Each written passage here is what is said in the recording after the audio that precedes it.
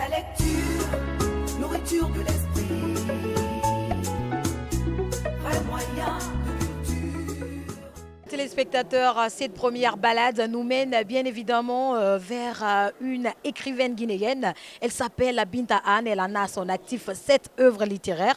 Et avec elle, bien sûr, sur ce plateau, nous allons parler de ses œuvres. Mais nous allons mettre un accent beaucoup plus particulier sur un de ses livres qui a vraiment dépassé les frontières guinéennes. Là, je parle de Mariage par colis. En général, on pense que c'est seulement les femmes qui sont victimes de mariages précoces, qui sont victimes de mariages forcés. Mais non, il y a ces hommes aussi qui sont victimes de mariages forcés. Et c'est le cas de ce livre Mariage par colis, dans lequel il raconte quand même l'histoire d'un jeune garçon qui sera victime, en tout cas, de ce mariage forcé dont beaucoup de jeunes filles également en sont victimes. Bonsoir, Madame Anne. Bonsoir. Bienvenue dans cette émission spéciale Belles Lettres. Merci. C'est vrai que vous avez aujourd'hui 7 livres à votre actif, mais celui-là qui a attiré beaucoup plus de personnes, c'est Mariage par colis. Mais vous défendez les hommes dans ce livre en quelque sorte. Et pourquoi cela justement, puisque vous êtes femme, vous auriez pu parler au nom des femmes. Les garçons sont également victimes de ces mariages arrangés. Et quand nous prenons le cas de Cheikh dans ce roman, qui quitte le village pour venir en ville, j'essaie de parler non seulement de l'exode rural, mais je parle aussi du fait qu'on l'impose une femme alors que ce n'est qu'un adolescent. Et ensuite, sa vie continue de la ville jusqu'en Occident. Et là, je parle de l'immigration clandestine. Et ce livre-là date de plusieurs années, mais jusqu'à présent, c'est une même réalité. Et également, les parents aussi l'obligent à épouser une deuxième femme aussi, alors que le premier mariage n'a pas marché. Donc, le mariage par colis, c'est une succession de mariages forcés dans le roman, mais surtout qui dénonce les réalités des jeunes guinéens et les jeunes africains en général. En gros, nos problèmes quotidiens, nos problèmes de tous les jours, comme elle l'a dit, téléspectateurs. Mais franchement, moi, il y a des choses qui m'ont beaucoup plus marqué dans ce livre. C'est vrai que je l'ai lu il y a longtemps, mais je me souviens quand même de certains passages. Parce que quand on prend le cas du personnage principal de ce livre, c'est quelqu'un qui ne gagnait vraiment pas assez dans sa vie. C'est quelqu'un qui ne gagnait vraiment pas assez. Le peu qu'il gagnait, il se disait qu'il faut penser aux parents, il se disait qu'il faut apporter, partager le peu qu'il gagnait. Et à force de vouloir partager avec ses parents, il en a été victime. Est-ce que cela encourage prochainement ces personnes-là qui quittent l'intérieur du pays pour la capitale à la quête du bonheur à partager leurs maigres revenus aux parents se trouvant du côté du village qui pensent que tout est rose en capitale? Effectivement, c'est une réalité. Les jeunes qui quittent le village ou les jeunes qui quittent les villes pour l'Occident, ces jeunes, souvent, les parents, soit ils ont pris du crédit pour les envoyer, soit c'est très difficile pour ces jeunes-là même de s'installer sans penser à rembourser l'argent que les parents ont pris pour les amener en Occident. Ou, en ce qui concerne le cas de mon personnage principal, Cheikh, lui, les parents ont mis l'espoir sur lui pour quitter le village pour venir dans la grande ville à Conakry. Et quand il est arrivé, ses 2 premiers mois de salaire, 3 mois de salaire, il s'est privé pour envoyer l'argent au village. Et dès que l'argent est arrivé, tout le monde pensait déjà qu'il est devenu ministre. Donc il fallait penser à lui envoyer une femme. Et tout le village était en fête. Alors que ce sont ses maigres salaires en tant que domestique qu'il a envoyés au village. Et cette réalité, c'est une réalité que nous vivons tous les jours. Les parents nous encouragent de plus en plus à sortir. On sort du village pour la ville, on sort de la ville pour l'Occident. Et quand on va, on nous met de la pression, envoie-nous de l'argent, et tel est malade, et tel n'a pas mangé. Des fois, ce n'est vraiment pas des voix catholiques. Ils prennent l'argent là, ils envoient aux parents en Afrique. Et les parents ne se posent pas la question pour dire mon fils ou ma fille vient de partir, il n'a même pas commencé encore l'école et comment il a fait pour apporter une forte somme. Non, ce n'est pas ça le problème des parents, c'est envoie-moi le code de Western Union, envoie-moi le code de l'argent. On met la pression énorme sur les jeunes qui sortent. Donc ces jeunes-là Il y en a qui se deviennent des prostituées, il y en a qui vendent la drogue, il y en a qui font tout pour envoyer l'argent pour les parents. Il faut que les parents aussi comprennent que ces enfants-là galèrent en Occident quand ils partent. Ces enfants-là souffrent. Je pense que vous avez compris. Des fois, il y a ces enfants qui arrivent qui n'ont vraiment pas de moyens qu'il faut, mais ils se disent qu'ils ont laissé des parents derrière eux. Et donc, il faut penser à ces parents. Ce n'est pas en pensant à vous que vous devez croire qu'ils ont tout au monde. Il faut toujours essayer d'être en rapport avec eux, connaître réellement comment ils vivent. Des fois, ils se privent de leur propre bonheur pour vous rendre heureux. Et quand c'est le cas, faites en sorte qu'eux aussi, à leur tour, soient heureux. Ainsi va la vie. Donc, comme je l'ai dit, on ne fera juste que paraphraser ce qu'il y a dans ce livre, parce que vous avez vu, c'est un tout petit peu volumineux, c'est une émission spéciale. On ne pourra pas tout dire maintenant. Comme l'auteur l'a dit, ce livre aborde pas mal de sujets. Mais Madame Anne, au-delà de ce livre, qui est un livre généraliste, vous avez quand même écrit d'autres livres également pour les enfants. Est-ce que nous pouvons parler de ces livres? Parce que là, déjà, vous tenez beaucoup en main. J'ai écrit Awa la petite mendiante sur l'éducation de la jeune fille. Ma plume a été toujours une plume engagée pour défendre la cause des enfants et la cause des femmes. Donc Awa la petite mendiante, c'est pour encourager aussi les parents à envoyer les filles à l'école. Parce que je me dis, l'école c'est pour tous les enfants, pas seulement pour les petits garçons. Ensuite, il y a eu une série de livres pour les enfants, parus classiques ivoiriens.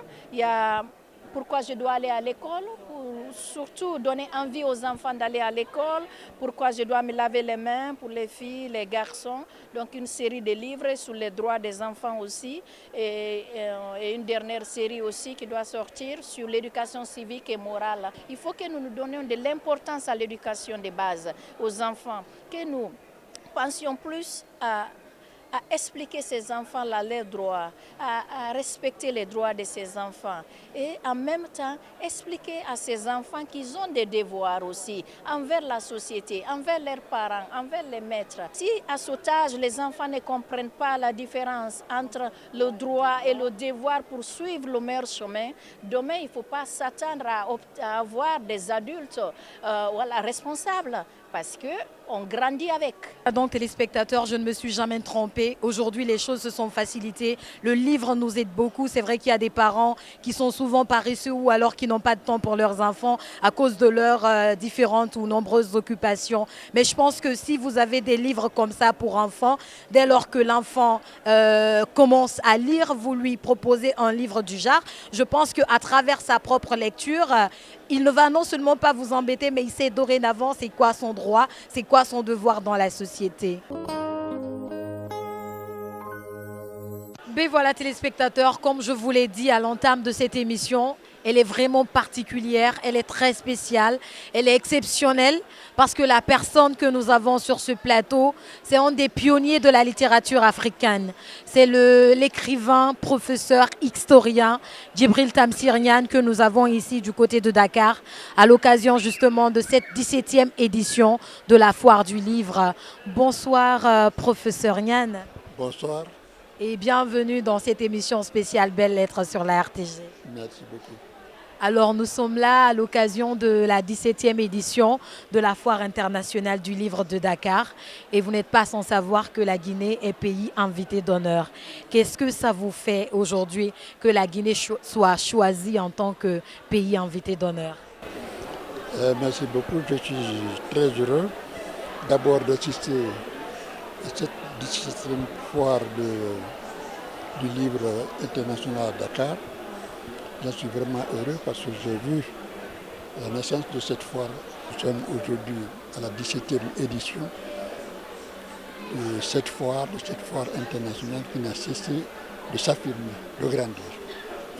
Je suis heureux de me trouver à cette occasion ici avec mon épouse. Téléspectateurs, il faut préciser que nous sommes en compagnie de Madame Niane, comme le professeur historien Djibril Tamsir Niane l'a dit tout à l'heure. Je vous l'ai dit, cette émission, elle est vraiment spéciale.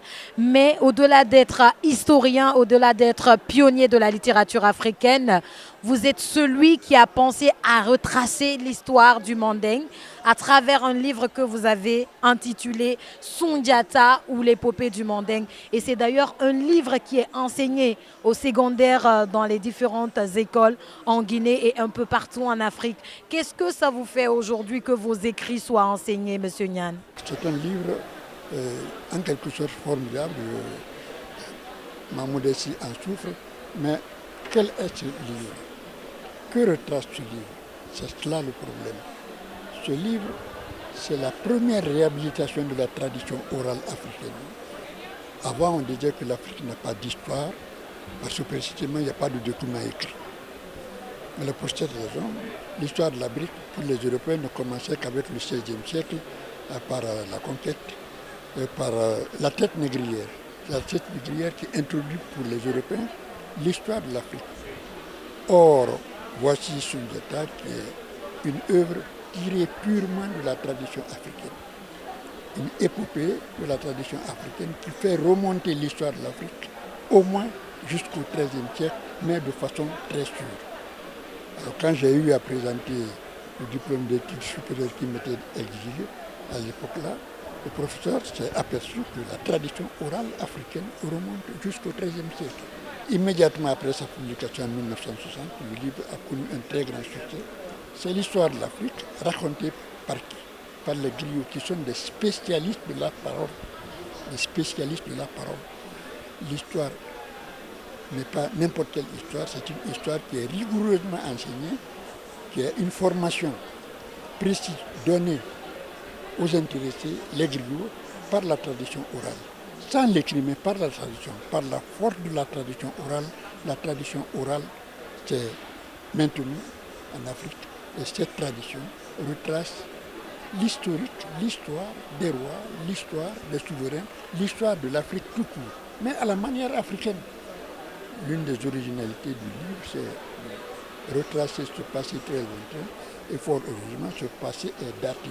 Ce passé est très bien connu et c'est une très belle histoire qui est celle de Sundiata, un jeune garçon perclus au départ, qui se lève, qui se dresse, qui marche et qui va à la conquête du monde. C'est formidable. Alors, quand vous écriviez ce livre, est-ce que vous saviez qu'un jour ça allait prendre autant d'ampleur? Pas du tout. Ce livre-là, il est né comment? En recherchant sur l'Empire du Mali, je me suis aperçu que la tradition morale est très bien maintenue. Cette tradition contient toute l'histoire de l'Afrique. Cette tradition en particulier contient l'histoire de Sundiata qui est racontée de façon merveilleuse par les griots de Chine.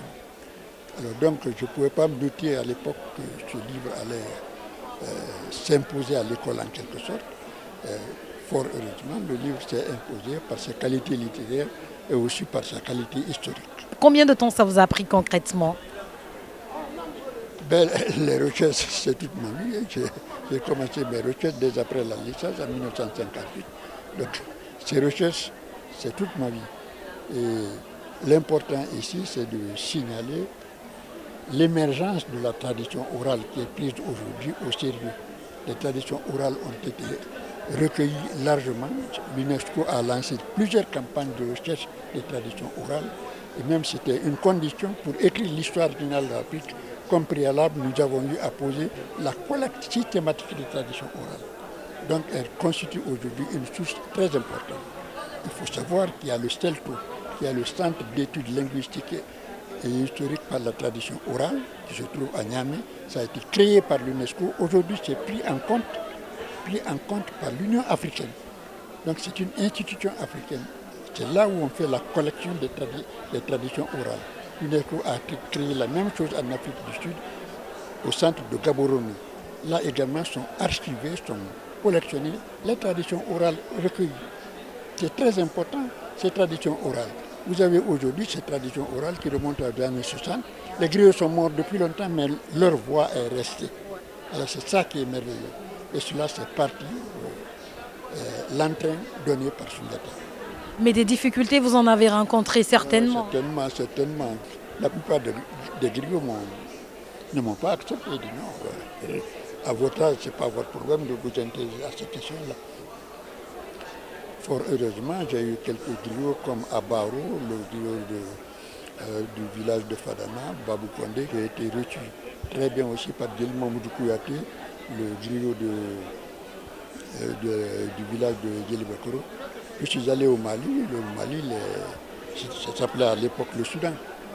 À cette époque-là, les griots de Kouila m'ont reçu chez eux, c'est eux qui m'ont hébergé.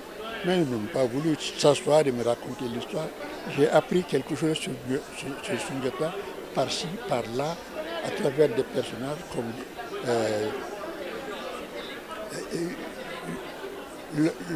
Yamoudou, qui est l'un des traditionnistes.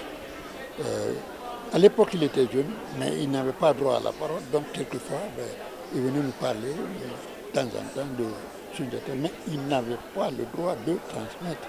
Parce que la tradition se transmet selon un ordre, selon une décision prise par le chef des griots. Donc, j'ai eu beaucoup de difficultés dans ce sens-là. Mais la parution de Soundiata m'a ouvert les portes des griots à partir de ça. Au-delà d'écrire Soundiata ou l'épopée du Manding, il y a bien d'autres œuvres qui sont à son actif dont on ne pourra pas parler ici maintenant. Mais nous allons quand même toucher un peu à la charte de Kourkanfouga qui s'avère être la première forme de constitution africaine. C'est quoi la différence entre ces deux livres? Ce premier livre, c'est la charte de Kourkanfouga. Qu'est-ce que c'est? Rapidement, la charte de Kourkanfouga, c'est le développement d'un des derniers chapitres de Soundiata ou l'épopée de Manding qui est intitulé Kourkanfouga ou le partage du monde. Après sa conquête, il a donc fait une réunion à Kourkanfouga, une réunion extraordinaire où il a rassemblé tous ses alliés. C'est là, ensemble, où ils ont élaboré une constitution, c'est-à-dire l'organisation de l'Empire. La constitution n'est rien d'autre qu'une présentation, une organisation d'une institution. En résumé, qu'est-ce que cela représente? Dans cette charte-là, Soundiata a énoncé les lois les plus importantes pour l'Empire. Il a mis en place des structures qui sont restées dans le monde mandingue jusque de nos jours.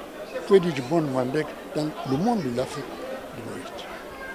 En bref, la charte de Kourkanfouga reconnaît les droits humains, le respect de la dignité humaine, le respect de la personne humaine. La charte de Kourkanfouga reconnaît entre les parents les liens à établir. Et ces liens-là sont très bien précisés et fixés. Je veux simplement dire que la charte de Kourkanfouga a donné une organisation spéciale à l'Empire du Mali. Il a créé ce qu'on appelle banalement aujourd'hui l'Alliance des peuples. L'Alliance des peuples. Il a créé un lien entre les peuples.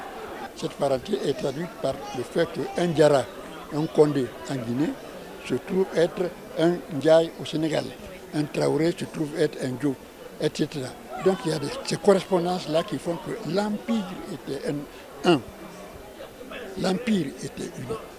La parenté à plaisanterie, c'est très important. C'est l'alliance entre le peuple. Ainsi, entre des parents à plaisanterie, il n'y a pas de guerre. Il ne saurait y avoir de guerre. Et quand il y a une guerre, il suffit de le rappeler pour qu'on arrête cette guerre-là. La parenté à plaisanterie n'existe pas que chez les Mandingues. Elle existe dans toute l'Afrique de l'Ouest. Et c'est le propre de l'Afrique de l'Ouest. C'est propre à l'Afrique de l'Ouest. Cette parenté à plaisanterie, ces alliances entre les clans, ces alliances entre les populations. Je tenais à le souligner. C'est ce qui est à la base, si vous voulez, de l'unité africaine en Afrique de l'Ouest.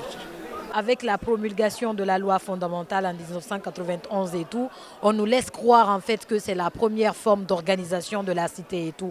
Est-ce que c'est une manière de contredire ce que les gens pensent? C'est une manière très forte pour les Européens de contredire que les lois concernant les droits humains n'ont existé qu'à partir de la France.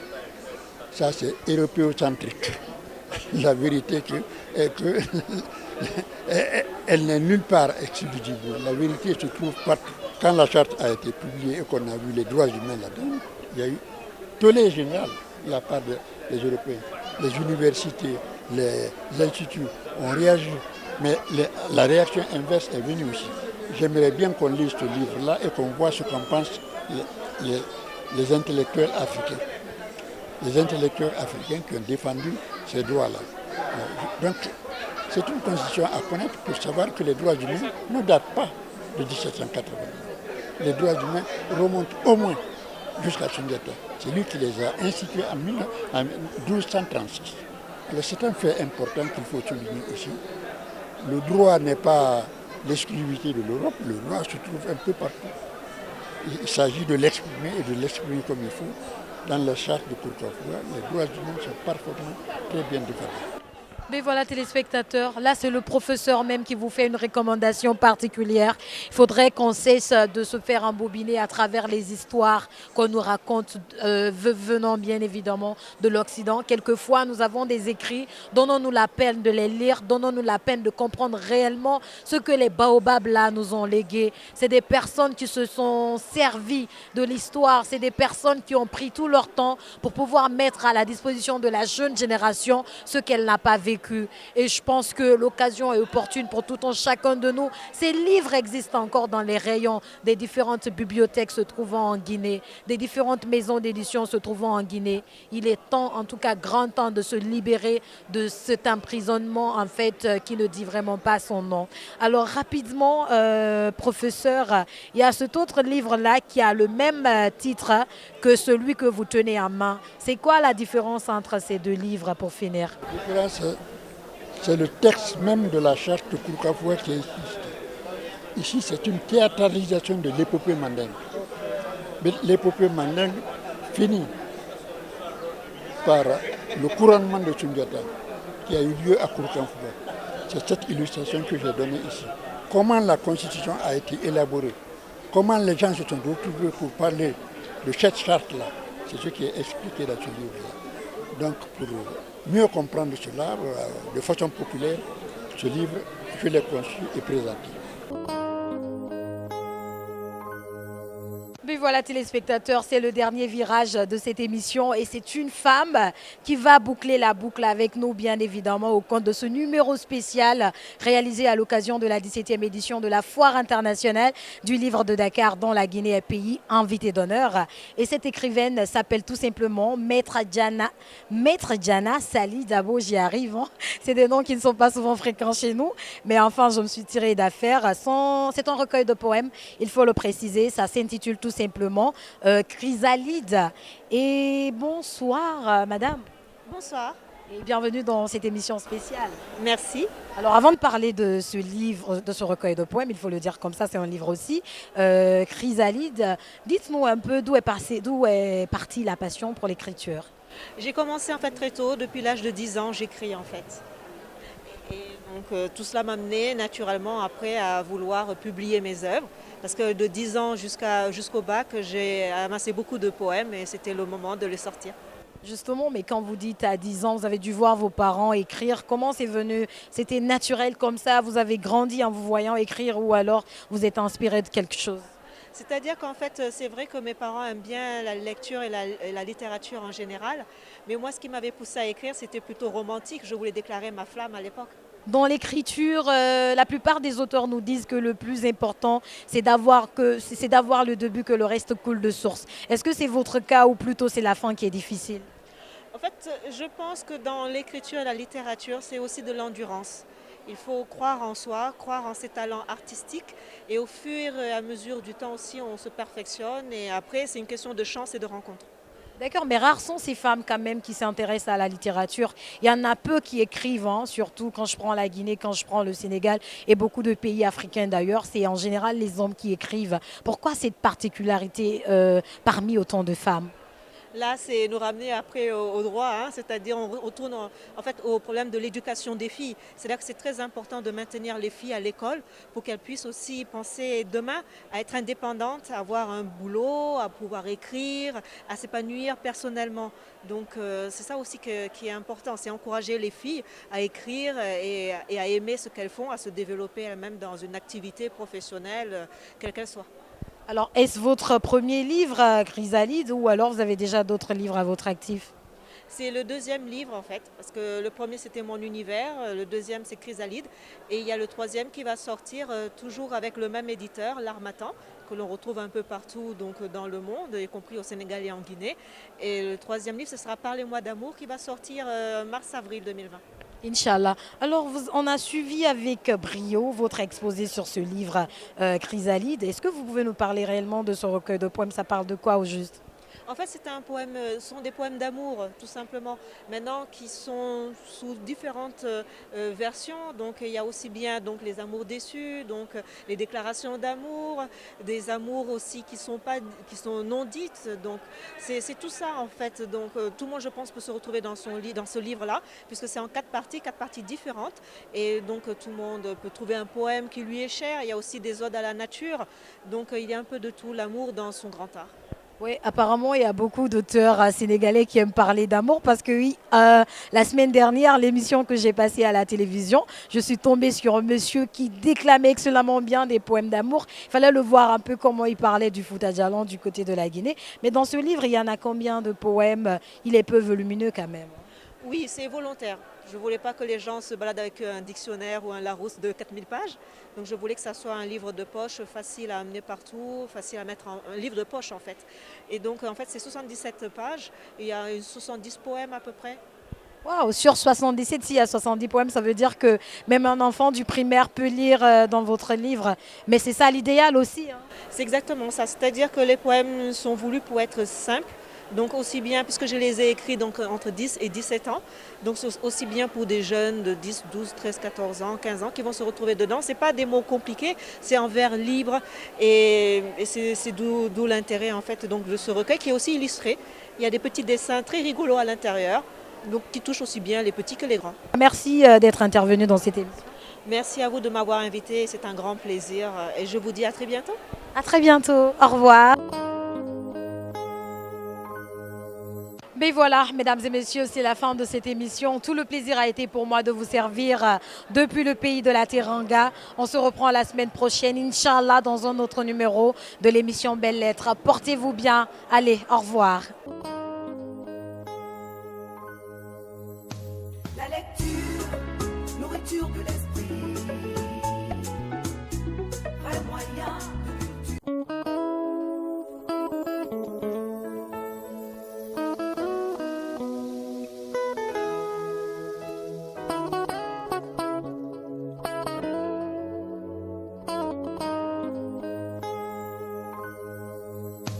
La lecture, nourriture de l'esprit.